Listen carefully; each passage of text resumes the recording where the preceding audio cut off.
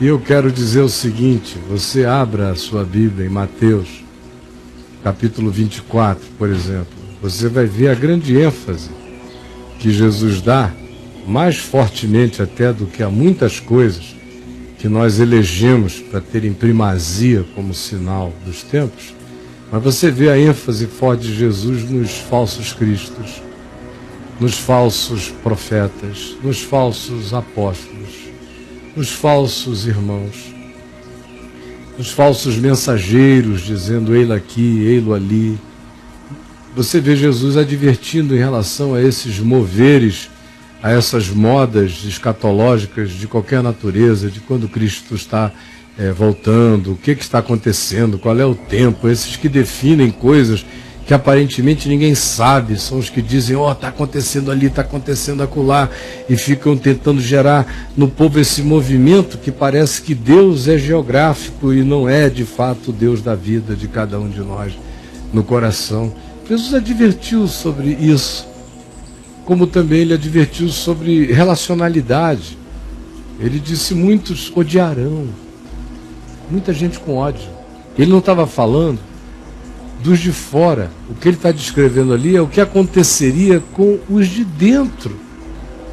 Muitos odiarão uns aos outros, entregarão uns aos outros por conveniência, em todos os níveis, do fazer mal na família ou na igreja, no Estado, em qualquer nível, entregarão uns aos outros.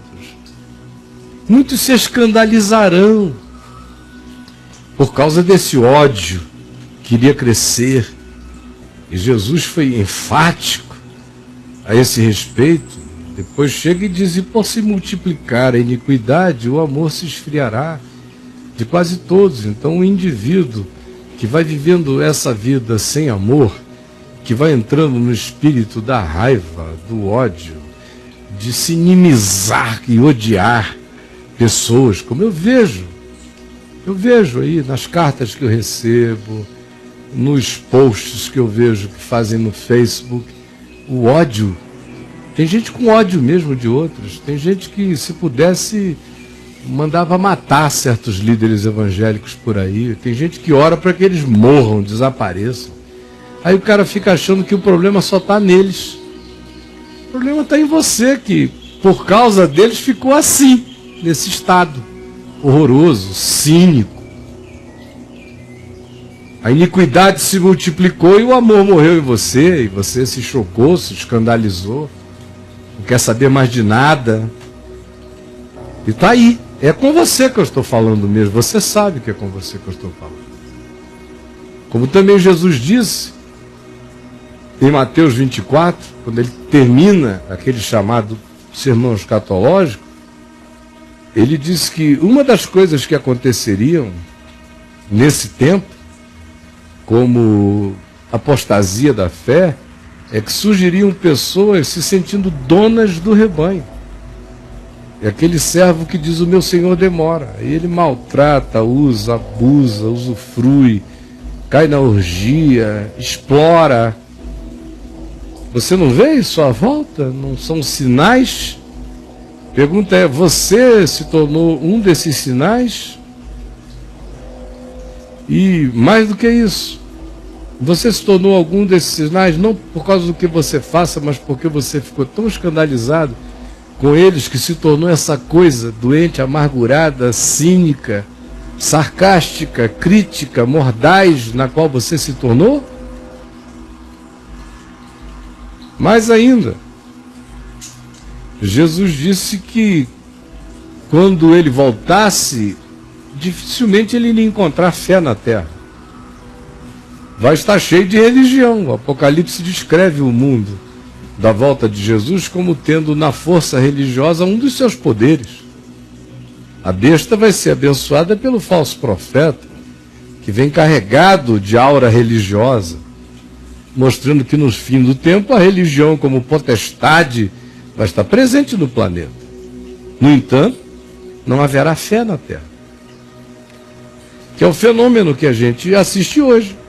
Vai ficar ainda muito pior. Mas hoje, essa coisa horrorosa já nos diz como a religião continua crescendo e como a fé morreu. Fé não como crença em sistemas, mas fé que relacione o homem a Deus, dê intimidade com Deus, o faça andar em obediência ao Evangelho pela fé, o faça ser um encarnador de Cristo na face da terra. Essa fé, Jesus disse, Filho do homem, quando voltar, encontrará porventura essa fé? A fé genuína? A resposta é não. O que nos faz ver que essa explosão de religião não tem nada a ver com o que Jesus chama de fé genuína no coração. Mais ainda, deixa eu dar um salto aqui e ir logo direto, por exemplo, para Paulo, na segunda carta dele a Timóteo, no capítulo 3, do verso 1 até o verso 8, quando ele descreve que nos últimos dias os homens serão de um determinado modo. Ele não está descrevendo os homens de fora, ele está descrevendo os de dentro. Esse é que era o susto. Os de fora sempre foram assim, como ele descrevia, sem afeto natural, desobedientes aos pais, implacáveis, rixosos, cheios de porfia, entregue aos seus próprios prazeres, hedônicos, cheios de gabolice, de soberba, de arrogância, de vento, de vaidade, de espírito de sanguessuga, de apropriação, de egolatria, promíscuos nas suas ações. Paulo foi claro e disse: isso é um sinal existencial dos últimos dias. E ele disse a mesma coisa a Tito, dos que iam perverter casas inteiras. E muito mais do que isso, a gente vê o apóstolo João dizendo: filhinhos, muitos anticristos já saíram pelo mundo afora. Ora, se há 2000 anos atrás já havia muitos anticristos dentro da igreja, e João não estava falando do mundo afora, eram aqueles que saíram do meio de nós. Ele disse: eram nossos, nós pensávamos que eles eram dos nossos, mas eles não eram, e eles se foram. Esses são os anticristos que saíram. Não é alguém que deixou a comunhão da fé, não, é alguém que resolveu sair para falsificar Jesus do lado de fora. Esse é o anticristo, é o que falsifica o evangelho. Se há 2000 anos estava assim, eu pergunto a você, e hoje, João chegando aqui, o que diria dessa história inteira? Então, gente boa, nós temos vários tipos de pessoas sendo sinais escatológicos do fim dos tempos. Nós temos aqueles que são os chocados e escandalizados. Você está chocado, escandalizado, se justifica dizendo que não bota mais o pé em lugar nenhum, que odeia tudo, que não colabora com nada por causa do que lhe fizeram. Infelizmente, eu tenho que lhe dizer que você é um sinal negativo do fim dos tempos. Estava predito que seria assim. Você desenvolveu esse espírito antagônico de raiva, de briga, de choque, de conflito, de mordacidade. Você é um sinal do fim dos tempos. Você é aquele cara que, em vez de anunciar a positividade do evangelho o tempo todo, da sua boca só vem denúncia contra os outros, maldade contra os outros, desejo de que os outros se arrebentem. Ou seja, em você não existe um espírito profético construtivo, só existe um espírito amargurado e destrutivo, porque onde há um espírito profético construtivo, o indivíduo gasta muito mais intensidade anunciando a positividade do evangelho e da graça de Deus, e embora denuncie para as pessoas entenderem, se chocarem e acordarem para o que seja evangelho, as maldades presentes à volta que elas compram enganadamente, como se fosse verdade de Deus, e é injustiça, engano e engodo. Mas me responda, você sucumbiu às hostilidades? Ou você é daqueles, meu amigo, que está aí pastoreando, mas resolveu entrar no esquema para ganhar e perdeu seu coração, se destroçou todinho? Simplesmente pense, olhe para o coração e me responda. Braulio, você quer dizer alguma coisa, meu amigo? É chocante o que você está falando, cara, porque a gente fica pensando assim, quando você estava falando isso, Eu estava pensando, será que naquela época era pior que hoje? A iniquidade estava instalada naquela época tanto quanto está hoje? Como é que você vê isso? Não, acho que a iniquidade... Esse amor esfriando. A iniquidade sempre esteve presente no mundo, agora a história humana ela cresce como uma espiral crescente. Ela não vai assim em linha reta. Ela cresce na linha da história como uma espiral crescente. Então, as coisas tendem a repetir alguns dos seus ciclos, cada vez mais intensos, cada vez mais abrangentes. Sim. De modo que o micromundo de um dia está todo presente agora na expressão do macromundo, com todas as complexificações de agora. Então, num certo sentido, havia coisas impensáveis lá, como escravatura, você não se pertencer, você poder ter um dono que podia maltratar você, você ter infinitamente menos direitos individuais, um monte de coisas que havia no passado. Hoje está tudo afirmado em nome dos direitos humanos, mas as doenças são de outra natureza, são impregnantes, são metástases que viajam pelo ar, não precisam nem de comunicador humano presencial, elas estão em todo lugar. O Flávio quer falar. Flavinho tá aí? Tá aí. Vamos lá. Flávio, amigo. Tudo bom, Flávio? Tudo maravilha. Ouvindo o seu papo com o Braulio e pensando o quanto tudo isso está resumido na nossa consciência, na nossa olhar do quanto a gente realmente quer Deus. A gente vive dizendo que quer Deus, a gente vive falando que busca Deus, que conhece a Deus, que ora a Deus. Mas até que ponto as implicações de conhecer, de seguir, de caminhar no caminho de Jesus são levadas a sério pela maioria das pessoas? Antes do intervalo você estava falando sobre a angústia, o estresse que você sentiu diante de todos aqueles problemas entre o fim de 90 e esse 2000. E eu estava pensando o quanto isso também tem a ver com e você até tocou nesse assunto, com a gente poder se conhecer, para a gente entender como realmente nós funcionamos e como isso pode ser colocado e usado diante de Deus para que Ele nos transforme e se apresente para a gente, que a gente conheça a Deus de verdade. No fim das contas, tudo está ligado a isso. A gente quer ou não quer conhecer a Deus? Essa é a questão única na realidade. O que a gente quer? Se a gente quer Deus, se a gente quer que exista Deus em nosso favor. Ou se a gente quer ser de Deus e prová-lo, conhecê-lo, tornarmos-nos semelhantes a Ele e sermos transformados por Ele. Essa é a questão única que interessa. E a maioria quer coisas que Deus possa dar. Mas Deus mesmo elas não querem. É só chegar e perguntar, escuta, você quer Deus sem nada? Serve Deus sem nada? Ou você prefere tudo sem Deus? Olha, infelizmente, se for para apertar no botão, a maioria aperta no botão de tudo sem Deus. Pouca gente aperta no botão do Deus sem nada. Porque não entendem que quem tem Deus tem tudo, quem tem tudo sem Deus não tem nada. Mas a mente está tão cega que a maioria iria apertar no botão do Deus, infelizmente, eu preciso de tudo. Pá! Sem você. Agora, Deus sem nada, me desculpe, eu preciso de tudo, ainda que sem Deus. É isso aí, Flavinho. Porque o que a gente só não pode esquecer é que Deus conhece o nosso coração. Então, independente do nosso discurso, eu quero Deus, Ele sabe que a gente quer. Então, no fim das contas, é isso que está valendo. É o olhar dele para com a gente e a nossa sinceridade para com ele. Obrigado, Caio. Nada, queridão. Agora vocês só imaginem, por exemplo, o significado dos nossos cultos, dos nossos chamados cultos públicos. São sinais dos tempos. São sinais dos tempos. É uma coisa tão sem Deus, sem Jesus. É verdade. É tanta exploração, marketing, mercado. É tanta falta de emoção sincera, de amor, de afeto, de carinho, que é um negócio horroroso. Aí, crescente, mas o Filho do Homem pergunta, onde está a fé na terra? Onde está a fé na terra? É a pergunta do Senhor Jesus. Caião, sim. Ontem eu tive uma insônia essa noite, dormi muito pouco, enfim.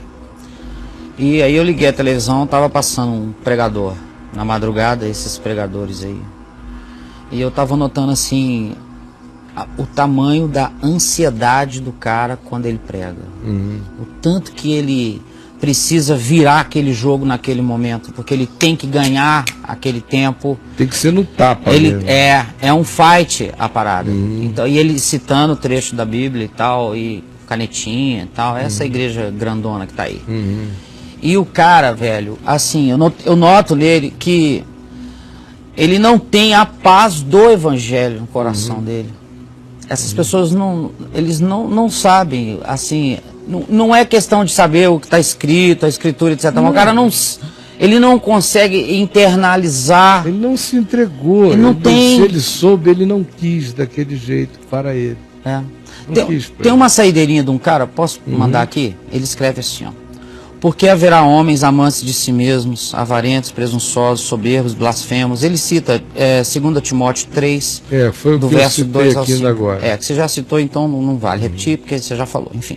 Aí ele escreve a parte dele, ele diz assim: muitas vezes me identifico com a maior parte dessas características acima, portanto sou negativo. E não tenho muitas esperanças, não consigo mudar muita coisa, e na tentativa de mudá-las entro pelo caminho do ascetismo, me privando de tudo e de todos, afastando-me para não cometer tais pecados. Eu vivo isolado, Caio. Se não fosse a internet, eu não teria nenhuma relação. Na verdade, no mundo real, eu já não tenho nenhuma. Completamente falido. No dia em que o familiar que deixa eu morar aqui com ele morrer, meu caminho será o abrigo público. Ninguém me suporta, nem eu mesmo. Eu sou o sinal negativo.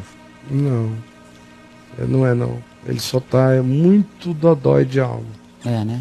Muito infeliz, em profunda depressão.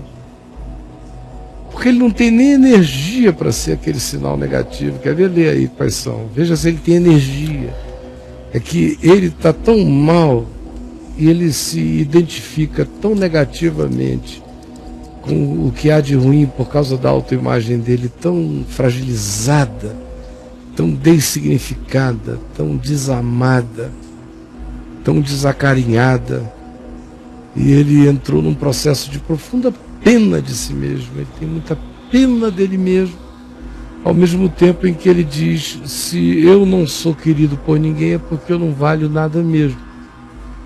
Então ele se identifica com o que há de pior, porque ele creu que ele não vale nada mesmo, porque os outros não dão a ele o carinho que a alma dele precisava.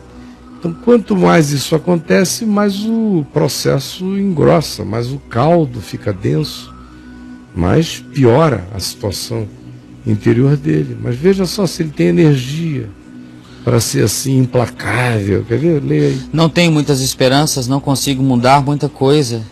E na tentativa de mudá-las... Não, é o texto bíblico que você... perdão, cara. É esse texto? Sim, desculpa. Porque haverá homens amantes de si mesmos, avarentos, presunçosos, soberbos. Não tem nem que ser tão avarento, o que mais? Soberbos. Soberbos de quê, né? É o oposto, o que mais? Blasfemos. Não é o caso dele. Desobedientes a pais e mães. Tem que estar sem pai, sem mãe, na casa de alguém, o que mais? Ingratos. De quê?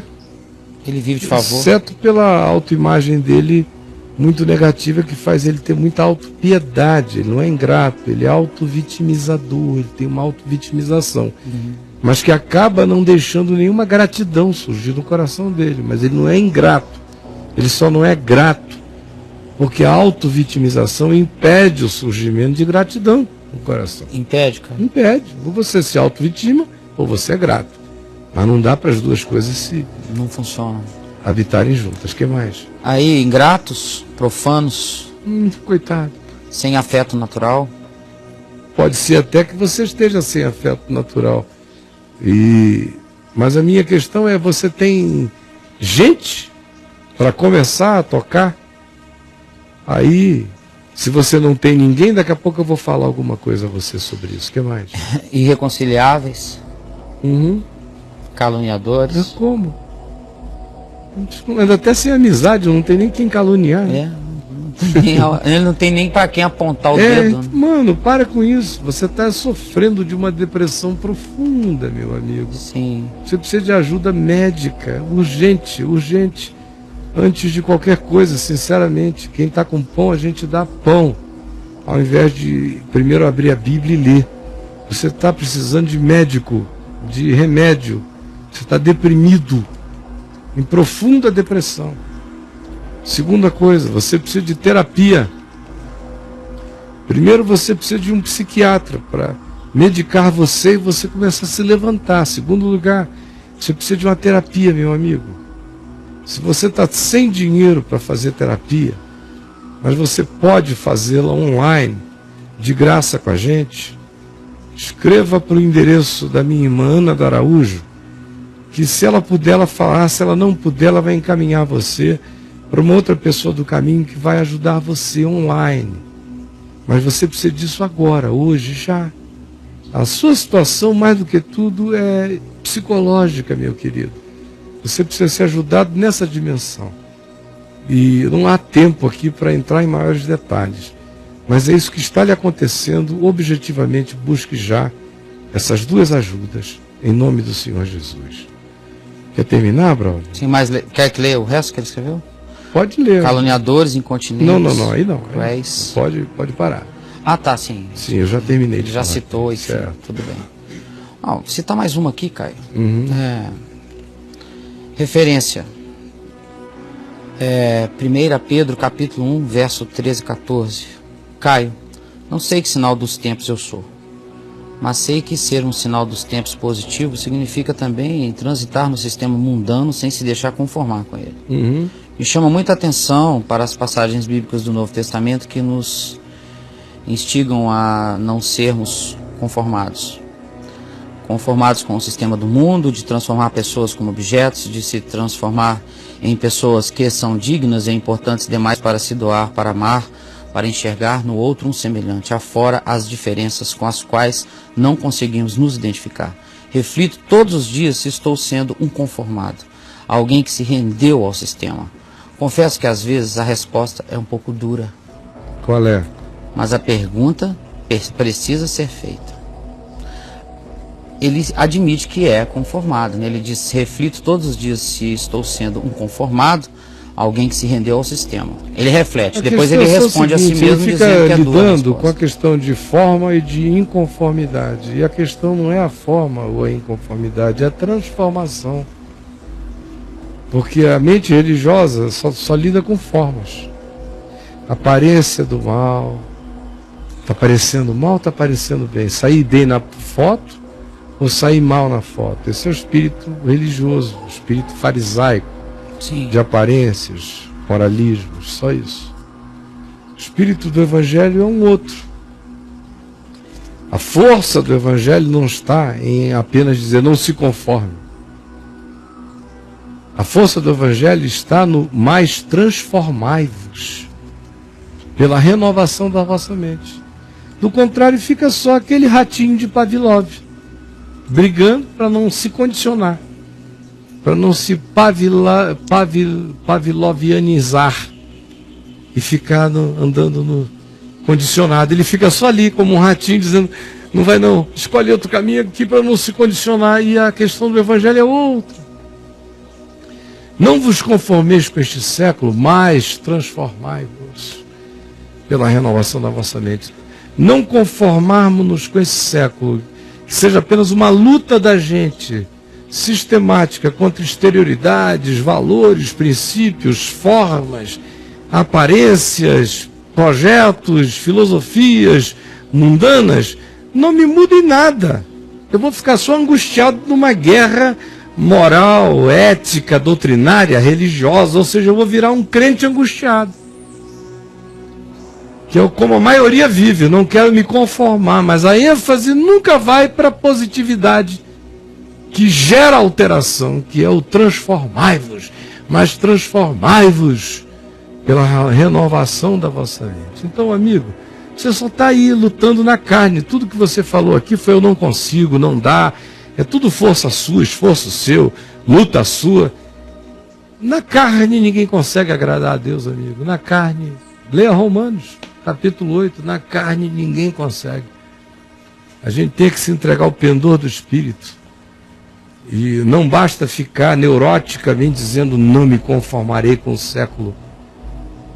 Você não vai a lugar nenhum, vai apenas adoecer em briga, porque A única possibilidade de você alcançar naturalidade e segurança no processo é quando você se entrega positivamente à transformação da sua mente pelo sentido, pelos valores, pelos significados do Evangelho. Aí isso passa a ser natural, o mundo já não é mais o problema. Você vai entrando no processo positivo de transformação do seu ser. O que Paulo está dizendo é, ao invés de ser como vocês são, que são conformados com o mundo, eu estou chamando vocês para serem transformados na imagem de Cristo. Conformados com o mundo vocês já são. A grande volta não é ficar na briga contra a conformação. A grande volta é entregar a mente à transformação. É ganhar a mente de Cristo. Entendeu, gente boa? Enquanto a gente não entender isso, nós vamos correr atrás do rabo a existência inteira. E nada, absolutamente nada, nos fará bem.